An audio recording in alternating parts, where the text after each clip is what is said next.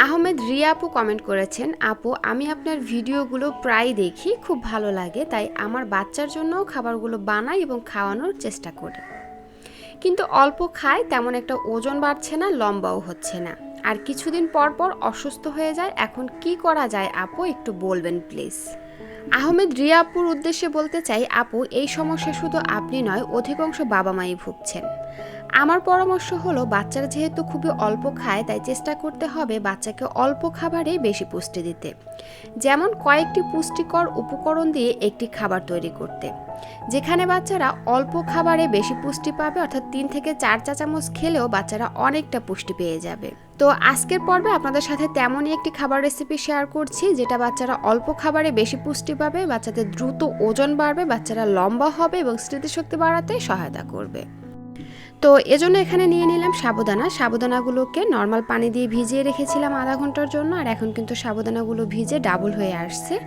পারফেক্টভাবে সাবুদানা রান্না করতে চাইলে সাবুদানাগুলো ভিজিয়ে রাখা কিন্তু খুবই জরুরি। আর অবশ্যই চেষ্টা করবেন আসল যে সাবুদানাটা রয়েছে সেটা নিতে।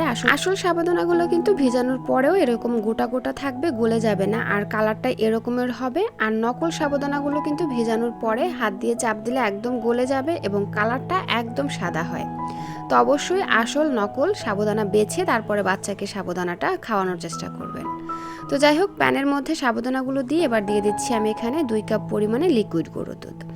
দর্শক, এখানে একটা কথা বলতে চাই, যে সকল বাচ্চারা গরুর দুধ খায় না বা যে সকল বাচ্চাদের খাদ্য তালিকায় এখন পর্যন্ত গরুর দুধ যুক্ত করেননি, তাদের ক্ষেত্রে এখানে গরুর দুধের পরিবর্তে নর্মাল বিশুদ্ধ খাবার পানিটা ব্যবহার করবেন।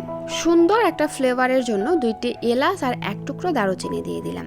নেড়েচেড়ে ভালো করে মিশিয়ে নিয়ে এর মধ্যে দিয়ে দিচ্ছি এইটুকু পরিমাণে গ্রেট করা গাজর।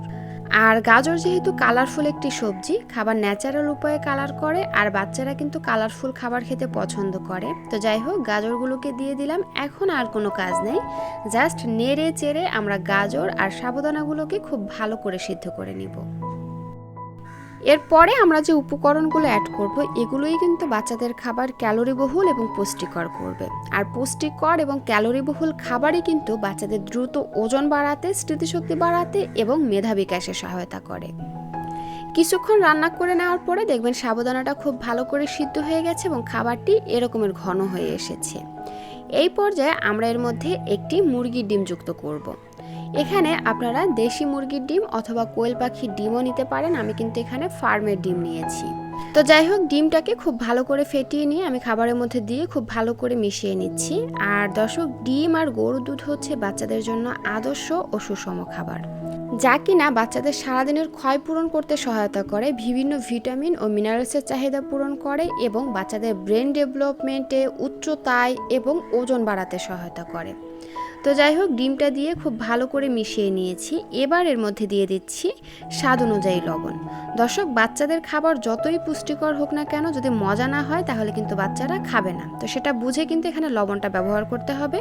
তবে 1 বছরের নিচের বাচ্চাদের ক্ষেত্রে আপনারা চাইলে লবণটা স্কিপ করে যেতে পারেন। এবং এখানে 1 চা চামচের মতন ঘি দিয়ে দিলাম, আর দিয়ে দিচ্ছি 1 চা চামচের মতন বাদাম গুঁড়া।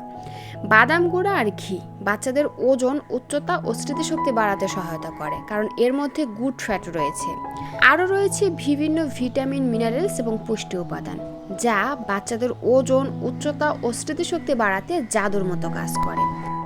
এজন্যই কিন্তু পুষ্টিবিদরা এবং শিশু বিশেষজ্ঞ ডাক্তাররা বলেন 6 মাসের পর থেকে বাচ্চাদের খাবারে একটু একটু ঘি যুক্ত করতে এবং 8 মাসের পর থেকে বাচ্চাদের খাবারে বাদাম গুঁড়া যুক্ত করতে। তো যাই হোক, প্রতিটি উপকরণ খুব ভালো করে মিশিয়ে নিয়েছি।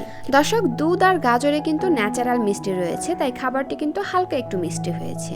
তো আপনাদের কাছে যদি মনে হয় যে খাবারটি আরও একটু মিষ্টি হলে আমার বাচ্চা খুব মজা করে খাবে, সেই ক্ষেত্রে কিন্তু আপনারা চাইলে এখানে আর একটু তাল মিষ্টি, খেজুরের গুড় অথবা চিনি যুক্ত করতে পারেন।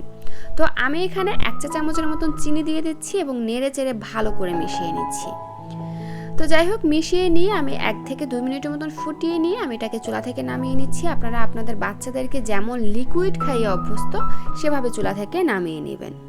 দর্শক, এই খাবারটি যেমন পুষ্টিগুণে ভরপুর তেমনি কিন্তু অসম্ভব মজাদার হয় খেতে। আমি আপনাদেরকে অনুরোধ করব এই রেসিপিটি বাচ্চাদেরকে একবার হলেও রান্না করে খাইয়ে দেখুন। যে বাচ্চারা খাবার খেতে চায় না তারাও খুব মজা করে খাবে। এবং খাবারটি কয়েকটি পুষ্টি উপকরণ দিয়ে রান্না করার কারণে খাবারটি অনেক বেশি ক্যালোরিবহুল হয়েছে, যেটা কিনা বাচ্চারা অল্প খাবারে বেশি পুষ্টি পাবে। তো দর্শক, এই ছিল আমার আজকের আয়োজন। ভিডিওটি ভালো লাগলে প্লিজ একটি লাইক দিবেন, যাওয়ার আগে সুন্দর একটা কমেন্ট করে যাবেন এবং চ্যানেলে নতুন হয়ে থাকলে চ্যানেলটি সাবস্ক্রাইব করে বন্ধু হয়ে পাশে থাকবেন।